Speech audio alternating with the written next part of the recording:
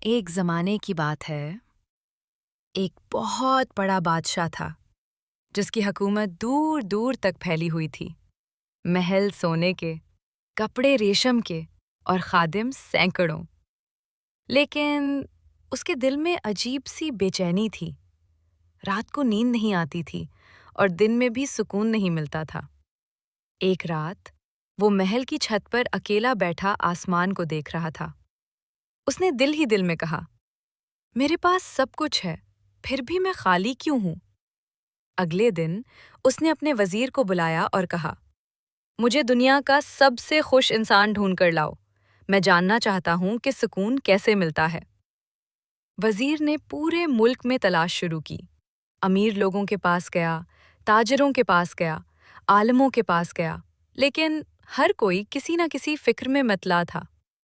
آخر کار ایک بوڑھے شخص نے بتایا، جنگل کے کنارے ایک درویش رہتا ہے، شاید وہی سب سے خوش انسان ہے۔ وزیر فوراً بادشاہ کو لے کر وہاں پہنچا۔ انہوں نے دیکھا ایک سادہ سا درویش درخت کے نیچے بیٹھا ہے، پرانے کپڑے، نہ کوئی گھر، نہ کوئی سامان، لیکن چہرے پر ایسا سکون جو بادشاہ نے کبھی نہیں دیکھا تھا۔ بادشاہ نے قریب جا کر پوچھا، کیا تم خوش ہو؟ درویش مسکرایا، الحمدللہ، میں ہر حال میں خوش ہوں۔ بادشاہ حیران ہوا۔ اس نے کہا، میرے پاس سب کچھ ہے، پھر بھی میں بے سکون ہوں، اور تمہارے پاس کچھ نہیں، پھر بھی تم خوش ہو؟ یہ کیسے ممکن ہے؟ درویش نے بادشاہ کی آنکھوں میں دیکھا اور بولا، اے بادشاہ، تم اپنے خزانوں کے مالک نہیں ہو، بلکہ تمہارے خزانے تمہارے مالک ہیں۔ تم ہر وقت ڈرتے ہو کہ کہیں یہ سب چھن نہ جائے۔ بادشاہ خاموش ہو گیا۔